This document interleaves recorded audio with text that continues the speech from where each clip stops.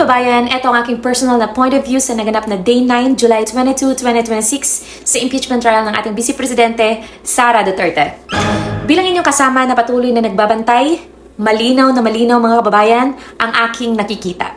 Ang buong paglilitis na ito ay hindi tungkol sa katotohanan, kundi sa isang serye ng mga desperadong pakulo at kapalpakan ng prosecution na pinagtatawanan na lang sa bulwagan ng Senado.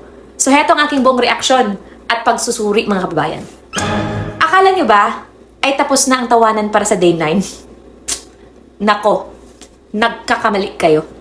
May mga karagdagang pasabog mga kababayan at malulutong nakahiyan na naman tayong nahukay na nagpapatunay ng impeachment trial na ito ay isang malaking sarswela. No? Himayin natin ang buong listahan ng kanilang mga kapalpakan mga kababayan. Umpisahan natin sa pinakamalaking katatawanan ng araw na ito kung saan nadulas at nabulabog ang kanilang mismong pinuno na si Lead Prosecutor Representative Jervil Luistro.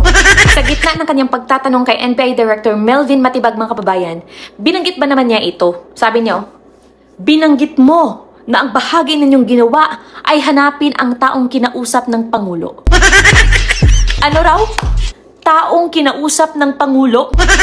Mga kababayan, ang inimbestigahan ninyo rito ay ang di umano'y kontratang killer ni VP Sara, no? So bakit biglang ang taong kinausap ni Pangulong Marcos ang hinahanap ng NBI?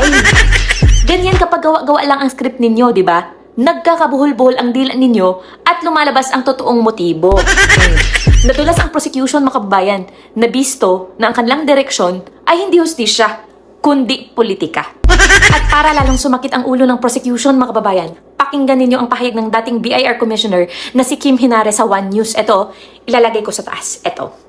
Sinupalpal niya ang pangarap ng prosecution mga kababayan na isa lang ang Anti-Money Laundering Council o AMLAC mga kababayan. Tuwirang sinabi ni Hinares na hindi pwedeng magtestigo ang AMLAC sa impeachment trial dahil ang kanilang mga records mga kababayan ay protektado at binabantayan ng batas. Sabi niya mga kababayan, ang pagsupina sa AMLAC ay isang malaking kawalang kwenta kung nakakuha na naman ng korte ng mga relevant bank records. O, di ba? So kita ninyo, pati ang mga eksperto sa batas mga kababayan, sinasabihan na ang prosecution na huwag nang mag-ilusyon sa mga bawal na testigo. Di ba? Pero hindi dyan nagtatapos ang desperasyon ng kabila mga kababayan. Pilit nilang inungkat ang lumang issue kung saan inamin ni Senator Bongo na kasama siya ni VP Sara at saksi siya sa sikat na insidente noong 2011, ang pagsapak sa isang sheriff sa Davao City. Klinaro niya mga kababayan ang konteksto ng pangyayaring iyon. Kaya ang tanong tuloy natin, bakit isasama yan ng prosecution sa Article 4 ng impeachment ngayon? Diba? At para sa kaalaman ng lahat, ang sheriff punch na iyan ay nangyari noong 2011 upang ipagtanggol ang mga maralitang taga Davao na gigibain ang bahay nang walang maayos na relokasyon. At higit sa lahat mga babayan, ang impeachment na ito ay para sa kasalukuyang termino niya bilang Vice Presidente. Ang pag-ungkat sa isang deklarasyon na mahigit isang dekada na ang nakalipas mga kababayan ay malinaw na patunay na wala silang maihaing kasalukuyang ebidensya laban kay VP Sara. Kaya naghuhukay na lang sila ng mga lumang kwento sa baol mga kababayan. At ang huling pako sa kabaong ng NBI ngayong araw, ginisang pabaliktad ni Senator Judge Pia Cayetano itong si Director Matibag mga kababayan. Inungkat ni Senator Pia ang mga nakaraang kaganapan sa kasaysayan upang patunayang huli sa katotohanan at i-fact check ng Senado itong si NBI Director Matibag ukol sa sinasabi nitong nangyari sa isang putukan sa Senado noon.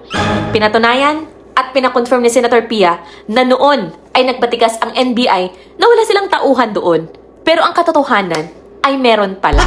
Ang naging punto tuloy ni Senator Judge Pia Cayetano mga kababayan, kung noon pa lang ay napatunayang huli sa akto na nagtatakip at nagsisinungaling ang ahensya ninyo, paano pa kayo pagkakatiwalaan ng publiko ngayon na tumayo bilang star witness sa isang napakaseryosong impeachment trial?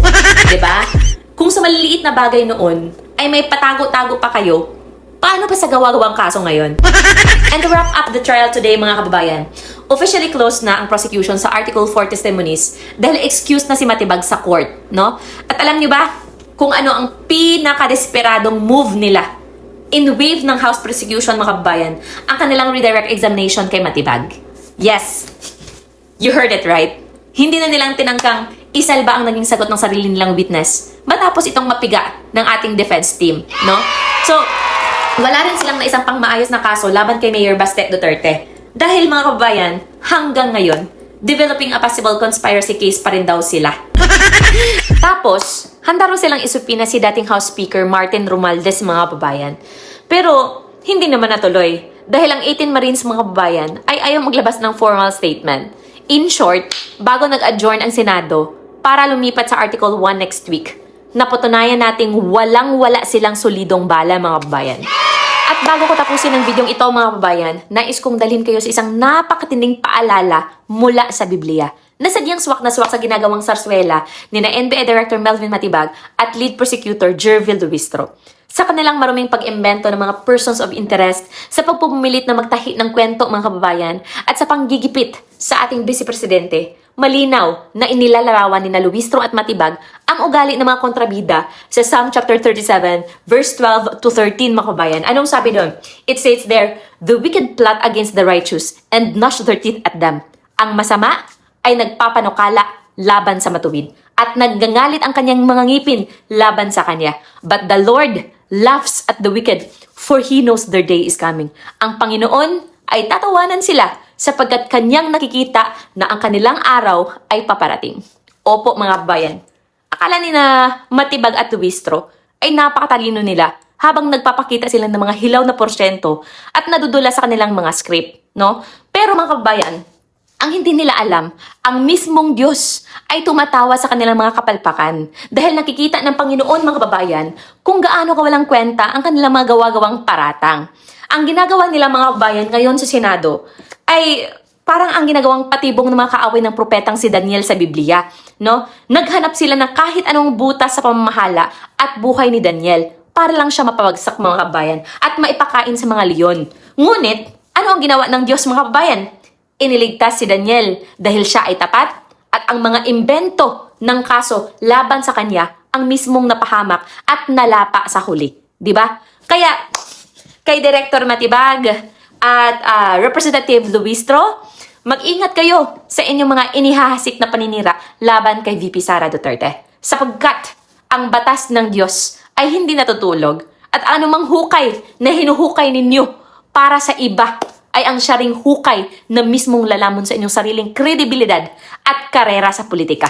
Maraming salamat, mga kababayan, sa pakikinig. This is Eda Arabis, ang boses ng paninindigan. Paalam!